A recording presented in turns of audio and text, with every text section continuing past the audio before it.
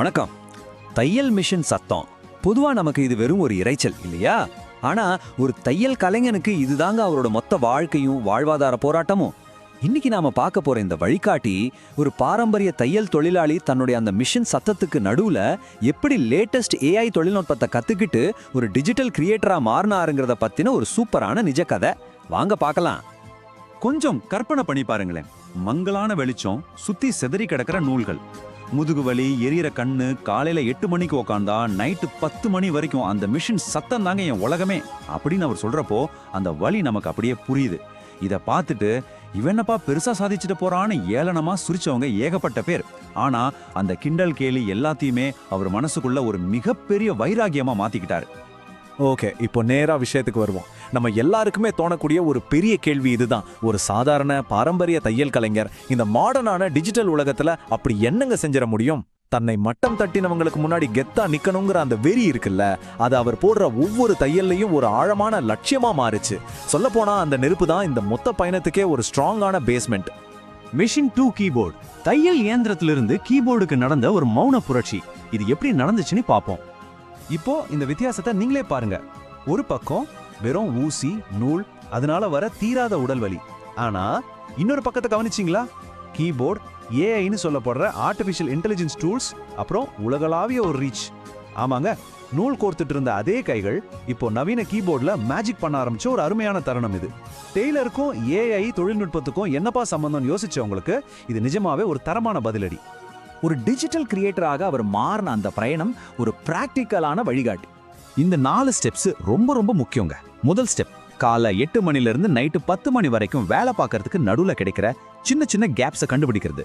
ரெண்டாவது, அந்த டைம்ல தன்னோட ஆசஸ் விவோ புக் லேப்டாப்பையோ இல்ல மொபைலையோ ஓபன் பண்றது. மூணாவது, அந்த கொஞ்ச நேரத்திலே வீடியோ எடிட்டிங்கை கத்துக்கிறது.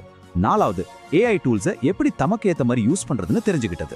ஆக நமக்கு கிடைக்கிற அந்த சின்ன இடைவெளிகளை சரியா பயன்படுத்தினா யார் வேணா ஒரு சூப்பர் கண்டென்ட் கிரியேட்டரா மாறலாங்கிறதுக்கு இவர் தாங்க ஒரு பெஸ்ட் எக்ஸாம்பிள். இப்போ உங்களுக்கு புரிஞ்சிருக்கும்னு நினைக்கிறேன் இந்த மௌன புரட்சி அப்படிங்கறதோட உண்மையான அர்த்தம் என்னன்னு. ஒரு பழமையான வாழ்வாதாரத்தை ஏஐ அப்புறம் டிஜிட்டல் கண்டென்ட் கிரியேஷன் மூலமா உலகமே திரும்பி பார்க்குற ஒரு அடையாளமா மாத்துறது தான் அது. ஆர்டிஃபிஷியல் இன்டெலிஜென்ஸ் அப்படிங்கிற ஒரு விஷயம் ஒரு சாதாரண தொழில் செய்யறவரை வெறும் உடல் உழைப்புன்ற வட்டத்தை உடைச்சு அவரை எப்படி உலகத்தரத்துக்கு கொண்டு போகுது அப்படிங்கிறத நாம இங்க ரொம்ப தெளிவாவே பார்க்க முடிகிறது.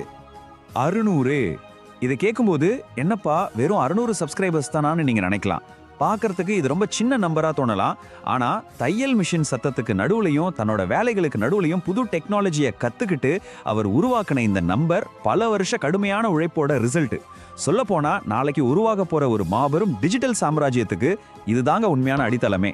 உலகளாவிய லட்சியம் மற்றும் எதிர்காலத்தை நோக்கிய ஒரு பாதை. நாம எல்லாரும் கவனிக்க வேண்டிய ஒரு மாசான விஷயம் இங்க இருக்கு. அவரோட லட்சியம் பாத்தீங்கன்னா லட்சத்தீவு அளவுக்கு அவ்வளோ பெருசுங்க. ஒரு சின்ன ஊசி முனல் ஆரம்பிச்ச அவர் பயணம் இன்னைக்கு உலகமே வியந்து பார்க்குற அளவுக்கு ஒரு மாபெரும் லட்சியமா விரிவடைஞ்சிருக்கு. உழைப்பும் கத்துக்கிற ஆர்வமும் இருந்தா நம்மளாலையும் உலகத்தரத்துக்கு உயர முடியும்னு அவர் ரொம்ப கெத்தா நிரூபிச்சு காட்டியிருக்காரு. வாங்க ஏன் உலகத்துக்குள்ள போகலாம். இது வெறும் ஒரு சாதாரண வார்த்தை இல்லைங்க, உங்க ஒவ்வொருத்தருக்குமான ஒரு ஓபன் இன்விடேஷன். இது வரைக்கும் நாம பார்த்தது எல்லாமே ஒரு சின்ன ஆரம்பம் தான். இதுக்கப்புறம் நீங்க எடுத்து வைக்க போற ஒவ்வொரு அடியும் உங்க வாழ்க்கையை முழுசா புரட்டி போடலாம். அந்த தையல் இயந்திரம் எப்படி இன்னைக்கு அவரை உலகத்துக்கே அடையாளம் காட்டியிருக்கோ அதே மாதிரி உங்க திறமையும் இந்த நவீன தொழில்நுட்பமும் சேர்ந்தா கண்டிப்பா உங்களையும் அடுத்த கட்டத்துக்கு அது கொண்டு போகும். அதுல எந்த டவுட்டும் இல்லை. எந்த ஒரு பாரம்பரிய தொழிலா வேணா இருக்கட்டுமே, அதை நாம டிஜிட்டல் உலகத்தோட கனெக்ட் பண்ணும்போது நிச்சயமா ஒரு மிகப்பெரிய புரட்சியை உருவாக்க முடியும். வணக்கம். இப்போ நீங்க ஒரு நிஜ கதையை அப்படிங்கிற இந்த தொகுப்பிற்கு உங்களை அன்போடு வரவேற்கிறேன். இன்னைக்கு நாம ரொம்பவே ஆழமான ஒரு பயணத்தை பார்க்க போறோம். ஒரு சின்ன அறையில முடங்கி கிடந்த ஒரு தையல் கலைஞர் தன்னோட ஓயாத வைராகியத்தாலும் கையில இருந்த ஒரே ஒரு ஸ்மார்ட் போனாலும் எப்படி ஒரு பிரம்மாண்டமான டிஜிட்டல் சாம்ராஜ்யத்தை உருவாக்குனார் அப்படிங்கிறது தான் இந்த கதையோட மையம். வாங்க நேரடியா விஷயத்துக்குள்ள போலாம். ஒரு வியர்வை சிந்துற சின்ன தையல் கடைக்குள்ள இருந்து நம்ம பயணத்தை ஆரம்பிப்போம். கொஞ்சம் கற்பனை செஞ்சு பாருங்க. உலகமே அசந்து தூங்கிட்டு இருக்கிற ஒரு நள்ளிரவு நேரம். அங்க ஒரே ஒரு தையல் இயந்திரம் மட்டும் ஓயாம சத்தம் எழுப்பிட்டே இருக்கு. முதுகு கடுமையான வலி, கண்ணெல்லாம் எரியுது. ஆனா அந்த சாதாரண தையல்காரனான துரைமுருகனுக்குள்ள ஏன் என்னால் முடியாது அப்படிங்கிற இந்த நெருப்பு மாதிரி ஒரு கேள்வி மட்டும் ஓயாம துடிச்சிட்டே இருந்துச்சு. அவரோட அப்போதைய யதார்த்த நிலைமை என்ன தெரியுமா? ரொம்பவே கொடூரமானதுங்க. வெறும் 500 ரூபாய். ஆமா, 10 மணி நேரம் குனிஞ்சு உடம்பு வலிக்க உழைச்சா அவருக்கு கிடைக்கிற ஒட்டுமொத்த சன்மானமே அவ்வளவுதான். ஆனா வலிக்கிற முதுகோடும் எரியற கண்ணோடும் அந்த சின்ன அறைக்குள்ளேயே தான் வாழ்க்கை முடிஞ்சிடக்கூடாதுன்னு அவர் உறுதியா நினைச்சார். நிமிர்ந்து நின்னா இந்த உலகத்தையே வெல்ல முடியும்னு அவரோட வைராக்கியம் அவருக்கு சொல்லிட்டே இருந்துச்சு. அந்த நேரத்துல தான் மதன் கௌரி மாதிரியான கண்டென்ட் கிரியேட்டர்ஸ் யூடியூப்ல ஒரு பெரிய உச்சத்தை தொட்டிருக்கிறத பார்த்து அவர் ரொம்பவே வியந்து போனார். ஆனா பாருங்க, வெறும் வேடிக்கை பார்க்கறதோட அவர் நின்னுடல. நாமும் அந்த உச்சிக்கு போகணும், அதுக்கான படிக்கட்டுகளை நாமே செதுக்கணும்னு ஒரு பெரிய தன்னம்பிக்கையா அவருக்குள்ள பிறந்துச்சு. தான் ஒரு சாதாரண தையல் கலைஞனா இருக்கலாம், ஆனா தன் கனவுகள் ஒருபோதும் அந்த சின்ன கடைக்குள்ள சுருங்கிடக்கூடாதுங்கிறத அவர் ஆழமா நம்பினாரு. பகுதி 1. ஏளனமும் உடைந்த தொழில்நுட்பமும். கனவு காண்றது ஈஸி தாங்க, ஆனா அதை நிஜமாக்க முதல் அடி எடுத்து வைக்கும்போது தான் அந்த ஏளனம் அப்படிங்கிற பெரிய சவால் அவர் சந்திச்சார். அவர் முதல் முறையா கேமராவை தூக்கிட்டு வீதியில இறங்கினப்போ சுத்தி இருந்தவங்க எல்லாரும் பார்த்து சிரிச்சாங்க. சட்டத்தைக்கிற நீ இதையெல்லாம் விட்டுட்டு வீடியோ எடுக்க போறியா அப்படின்னு கேலி பண்ணாங்க. ஆனா அவர் அசரல, புன்னகைத்தார். சட்டையில இருக்கிற கிழிசலை தைக்கிறது தன் தொழில்னா, தன் வாழ்க்கையில இருக்கிற கிழிசலை தைக்க தான் கையில எடுத்த ஆயுதம் தான் இந்த யூடியூப் அப்படிங்கறத அவர் ரொம்ப தீர்க்கமா நம்பினார்.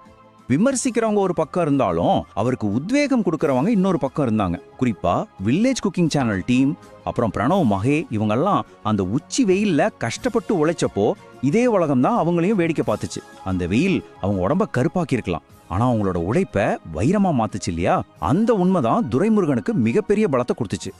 ஆனா சோதனைகள் மனிதர்கள் மூலமா மட்டும் வரலைங்க. ஒரு நாள் ராத்திரி முழிச்சு எடிட் பண்ணிட்டு இருந்தப்போ திடீர்னு அவர் சிஸ்டம் புகைஞ்சிட்டு அப்படியே ஆஃப் ஆயிடுச்சு. 1 மாசம் உழைப்பு அப்படியே இருள்ல முழுகிடுச்சு. அந்த பேரதிர்ச்சியான நேரத்துல அவர் உக்காந்த கதறி அழல, மாறா பற்களை கடிச்சுக்கிட்டு அந்த புகைய பார்த்து மனசுக்குள்ள ஒரு கர்ஜனை செஞ்சார். என்ன நிறுத்த இது மட்டும் போதாதுடா அப்படின்னு. இந்த இடத்துல தான் பிரபல யூடியூபா கேசி நெய்ஸ்டாட்டோட தத்துவத்தை அவர் அப்படியே உள்வாங்கினார். அது என்னன்னா, கருவிகள் உங்களுக்கு கை கொடுக்காம போகலாம், உங்களை ஏமாத்துறான், ஆனா உங்களோட மன உறுதி ஒருபோதும் உங்களை கைவிடாது. சிஸ்டம் போனா என்ன, உங்கள்கிட்ட இன்னும் விரல்கள் இருக்கு, ஒரு கைபேசி இருக்கு, அந்த மொபைலை வச்சு தன் வரலாற்றை தைப்பேன் அப்படிங்கிற ஒரு அசுரத்தனமான முடிவுக்கு அவர் வந்தாரு. பகுதி 2. 6 இன்ச் திரையின் போராட்டம். இப்போ கதையோட ரொம்ப இருண்ட கடுமையான பகுதிக்கு வந்திருக்கோம். அவரோட அந்த 2 வெவ்வேறான உலகங்களை கொஞ்சம் ஒப்பிட்டு பாருங்க. பகல்ல தையல் கடையோட புழுக்கத்துல கனமான துணி மூட்டைகளோட ஒரு பெரிய போராட்டம். இரவிலோ வெறும் 2 மணி நேரம் தூக்கம். போன் ரொம்ப சூடாகி விரல்கள்லாம் எரியும். தூக்கம் வரும்போதெல்லாம் முகத்துல தண்ணியை தெளிச்சுக்கிட்டு அந்த சின்ன 6 இன்ச் திரையில தன் ரத்தத்தையும் வியர்வையும் சிந்தினான். ஒரு கம்ப்யூட்டர்ல பண்ண வேண்டிய வேலையை ஒரு மொபைல்ல பண்றது எவ்வளவு பெரிய கஷ்டம்னு நினைச்சு பாருங்க. இந்த பயங்கரமான போராட்டத்தை சமாளிக்க அவர் சில குறிப்பிட்ட மந்திரங்களை ஃபாலோ பண்ணார். பிரணவ் மகே சொல்லிக் கொடுத்த எடிட்டிங் நுணுக்கங்களை அப்படியே வேத வாக்கா எடுத்துக்கிட்டார்.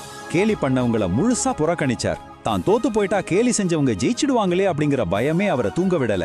சோர்வு வந்து கண்ணை சுழற்றும் போதெல்லாம் அந்த தையல் மிஷினோட தாளத்தை தனக்குத்தானே ஞாபகப்படுத்திக்கிட்டு முழிச்சிருந்தார். இங்க அந்த தையல் இயந்திரம் அப்படிங்கிறது வெறும் மெஷின் கிடையாதுங்க, அது ஒரு சக்தி வாய்ந்த உருவகம். சில நேரங்கள்ல துணியை தைக்கும் போது ஊசி விரலை தொலைச்சு ரத்தம் வரும். ஆனா அந்த வலியை விட வாழ்க்கையில இன்னும் நாம ஒன்னும் சாதிக்கலையே அப்படிங்கிற வலி அவருக்கு ரொம்ப அதிகமா இருந்துச்சு. ரத்தத்தை தொடச்சி விட்டு மறுபடியும் தைக்க ஆரம்பிப்பார். ஏன்னா ஒரு நூல் அருந்து போனா அதை முடிச்சு போட்டு மீண்டும் தைக்க முடியும் அப்படிங்கிற மாபெரும் தத்துவத்தை அந்த இயந்திரம் தான் அவருக்கு கத்துக் கொடுத்துச்சு. பகுதி 3. குடும்பத்தின் மௌன புரட்சி. இத்தனை தனிப்பட்ட போராட்டங்களுக்கு நடுவுல அவரோட குடும்பத்தோட நிலைப்பாடு என்னவா இருந்துச்சு அப்படிங்கிறது தான் கதையோட மிகப்பெரிய திருப்பு முனை. ஆரம்பத்துல அவங்க வீட்ல யூடியூப் அப்படிங்கறத வெறும் விளையாட்டாதான் பார்த்தாங்க. தையல் வேலைக்கு போனாதான் சோறு அப்படிங்கிற யதார்த்தத்துல வாழ்ந்தவங்க அவங்க. ஆனா அவர் யூடியூப்ல இருந்து சம்பாதிச்ச முதல் சின்ன வருமானத்தை தன் அம்மாவோட கைகள்ல கொடுத்தப்போ அந்த தாயோட கண்கள்ல வெளிப்பட்ட திகைப்பும் பெருமையும் இருக்கே, அதுதாங்க அவர் தன் வாழ்நாள்ல வாங்கின மிகப்பெரிய விருது. அது அவர் குடும்பத்துக்குள்ள ஒரு அமைதியான புரட்சியை ஏற்படுத்துச்சு. உழைப்பு ஒருபோதும் வீண் போகாது அப்படிங்கிறதுக்கு இதுதாங்க சாட்சி. ஒரு நாள் எப்பவும் போல வீடியோவை அப்லோட் பண்ணிட்டு தையல் வேலையை பார்க்க போயிட்டார். திடீர்னு அவரோட போன் தொடர்ந்து சத்தம் போட்டுட்டே இருந்துச்சு. என்னன்னு எடுத்து பார்த்தா பார்வைகள் 100, 1000ன்னு தாண்டி 1,00,000 தொட்டுடுச்சு. அந்த சின்ன 6 இன்ச் திரையில அவர் சிந்திய பிடிவாதத்துக்கு ஒட்டுமொத்த உலகமும் தன் கவனத்தை திருப்பிடுச்சு. அந்த தாக்கம் எவ்வளவு ஆழமானது தெரியுமா? ஒரு வியூவர், சகோதரா உங்களோட வைராகியம் என்னை தூங்க விடல அப்படின்னு கமெண்ட் பண்ணியிருந்தாரு. அந்த ஒரு வரியை பார்த்தப்போதான் துரைமுருகனுக்கு முழுமையான நிம்மதியே வந்துச்சு. தான் மானசீகமா கொண்டாடின மதன் கௌரி, பிரணவ் மகே இவங்களுக்கு கிடைச்ச அதே அங்கீகாரம் இப்போ தனக்கும் கிடைச்சிடுச்சு அப்படிங்கறது அந்த நொடி அவருக்கு ஆழமா உணர்த்துச்சு. பகுதி 4.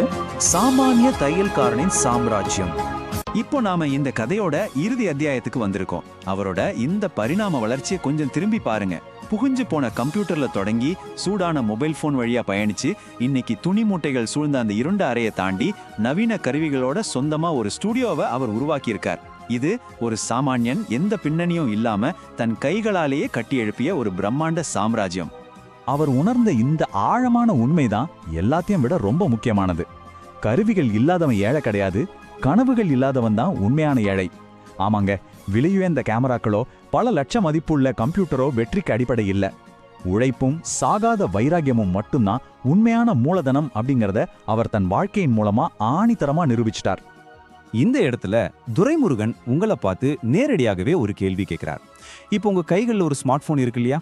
அப்படி என்றால் நீங்க ஏழை கிடையாது. அந்த மன உறுதியும் உழைக்கிற எண்ணமும் உங்ககிட்ட இருந்தா எந்த சாக்கு போக்கும் உங்களை தடுக்க முடியாது.